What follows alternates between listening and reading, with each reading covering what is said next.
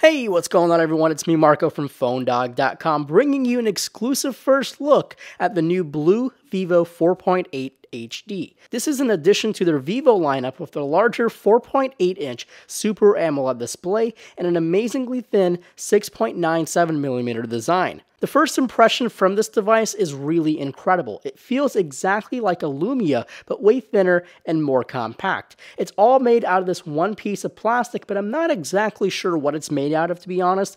It's not polycarbonate, because I think polycarbonate has a definite more dense feel than this plastic. It definitely feels a little bit more hollow and definitely a little bit cheaper, because again, this device is an affordable solution to a mid-range Android device. Going around the phone, you'll only find a couple of ports and buttons. On the top, you have a 3.5mm headphone jack. Going to the left side, you'll find your volume rocker and a power sleep wake button. That's a really odd place, especially for a phone like this. You have nothing on the bottom, and on the right side, a slot for your SIM card and a micro USB port. On the back, it's basically plain. You have your 8-megapixel camera. It does have a slight bump to it. I think it's worth noting that this phone looks fantastic in white, but it does come in a few different colors, but this one reminds me of the Nokia Lumia 920 or even the Nexus 5. Overall, the shape of this phone with the tapered edges feels great in the hand. As I mentioned, the 4.8-inch display is a Super AMOLED display, but it has a resolution of 1280 by 720.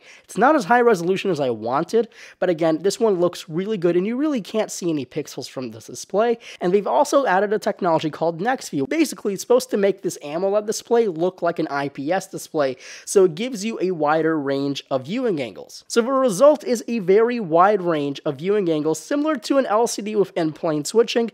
From what I've seen, it looks amazing indoors, and all the viewing angles from the inside, say when you're under controlled lighting, it's basically the same as, say, an IPS display found on the iPhone or on the Motorola X, but this one, when you take it outside, however, it does start to lose a lot of its visibility. Underneath, you find a 1.5 GHz quad-core processor, 1 GB of RAM, an 8-megapixel shooter on the back, and a 5-megapixel front-facing camera. Not as spec'd up as the Life Pure we looked at a couple days ago, but still a very spec-heavy device, especially with the new Power VR 544 GPU.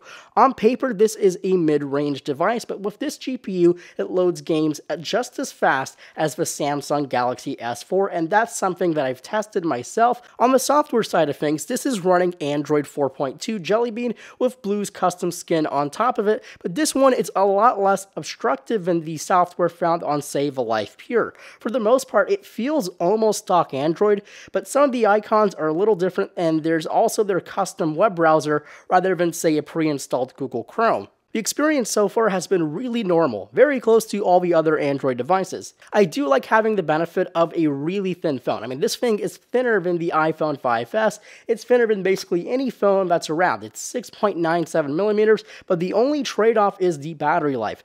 Now, this one actually outlasts my iPhone 5S by maybe 2 or 3 hours, but that's with hardcore usage. So again, it's probably going to last a long time for a lot of people who don't use their phones so much. Now, a couple complaints that I already have is just basically the BLU custom software. Now, it still kind of throws me off when I say go to the settings, and it just looks a lot different from what I'm used to. It's a little bit worse than TouchWiz in terms of how fluid and how well it's designed in terms of how the software looks like, how the custom interacts with the Android 4.2. Yet again, that's something from a smaller manufacturer. I mean, this is not a 10-year product. This was only a couple years in the making, so I'm sure with better software, and also they've announced Android 4.4 for BLU devices, so hopefully by then we'll see a better software experience. Yet again, this is a great device. I mean, it's only $250, and I think I have a lot more to learn from this device until my full review, so make sure to stay tuned for the full review of the BLU Vivo 4.8. But my name is Marco Hanna from PhoneDog.com. Make sure to follow us on Twitter at PhoneDog, and follow me on Twitter at PhoneDog_Marco, and also like us on Facebook at Facebook.com/PhoneDog. And I'll see you guys in the next video.